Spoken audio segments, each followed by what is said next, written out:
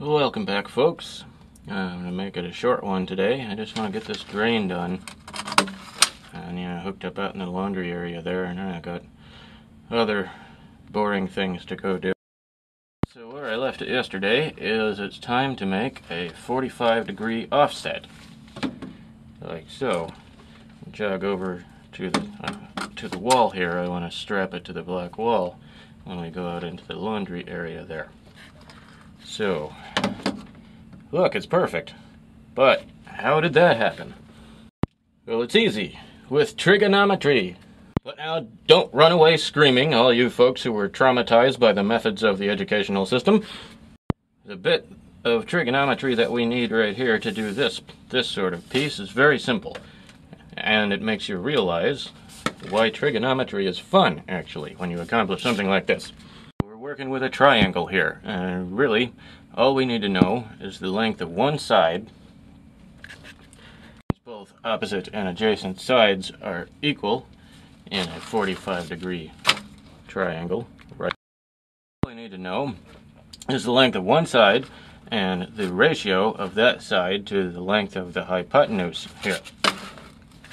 It's one very simple and easy to use number, an amazing new plan that you can have for the incredibly small fee of $29.95. You'll only have to listen to 40 more minutes of rambling. No, actually, it's 1.414. That's the important number here.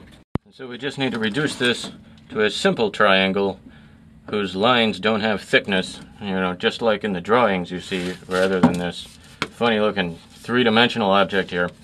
So we'll go by the center line. This point to the same point on the other side.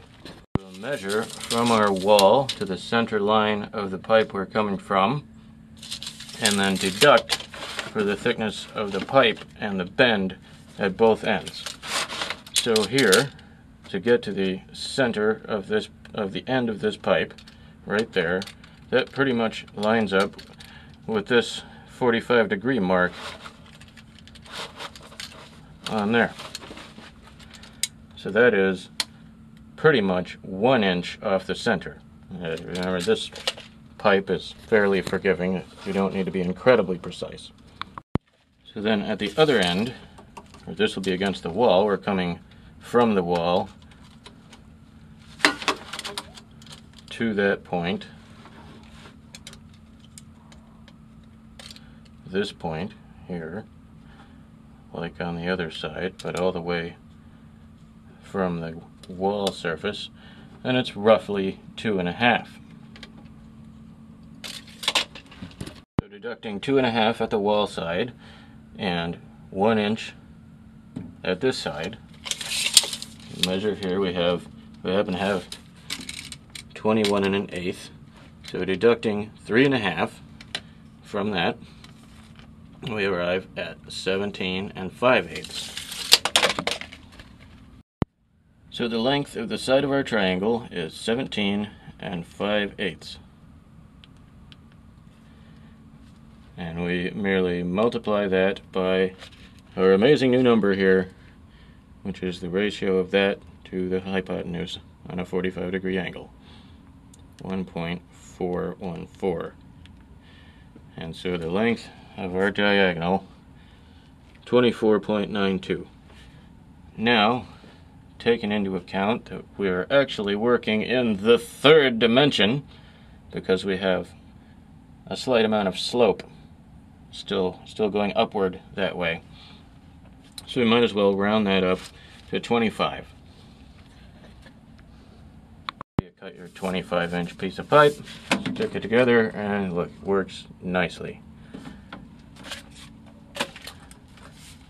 And now I'm just going to take a stub of pipe I happen to have around here and move it over about this far. One way to get the correct slope on this piece while working in an awkward tight spot here where it might be hard to read a level here while assembling pipes, we know that the angle that this T is resting at is a good slope for this piece, because we already did that. So you can use the writing usually this writing or printing on the pipe is in a straight line. Although sometimes they print it candy cane fashion just to screw with you, so sight it first.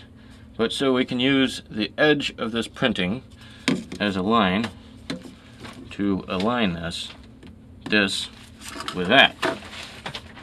If you place the edge of this printing on this center line here, or whatever line is easiest for you to see, if you place that in there, and then using this center line here, line that up there, then this 45 bend here is tilted up at the same slight upward that way angle that the T is already at, and will be automatically a good slope for this section. We don't have to worry about gauging it over there. So you can use that same print line method for lining up the 45-degree fittings on your offset here, and putting this center on the edge of that printing, verifying that your printing goes in a straight line, and then placing this center, which happens to be the 2-inch label on this fitting, in line with this printing. And sometimes the printing will not come right up to the edge here, and you'll have to sight it a little bit. Just look down there and line them up, and then you can verify that that is the correct alignment by placing it against a flat surface and seeing that it doesn't rock around easily. It rests flat at both ends in the same place. And so there's the setup.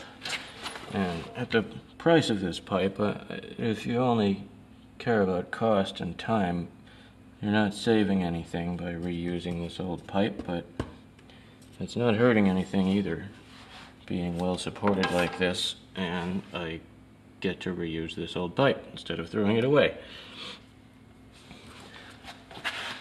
So there we are, securely strapped to the block. And then here, this is a nice heavy old laundry tub here. The threads on the drain are all screwed up, and so this is the only way I think we're going to be able to reuse this, and it seems to be working with this rubber coupling here.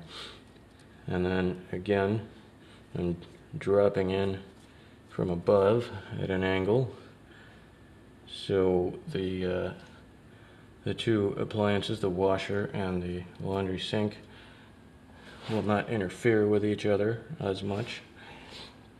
If the washer is draining, it's running by in the bottom of the pipe, and this just drops in on top of it instead of plowing in right next to it. Just a little better flow that way. So there's that, and then on to here.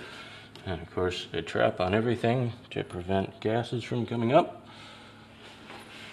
And I just cut this piece of treated lumber to the same width that the block was sticking out from the wall here, and then counterbored so that I could attach it with 3-inch screws. I drilled about halfway through with my spade bit. And of course, making sure that this pipe is plumb and securing it there. And there it is, a lovely laundry area.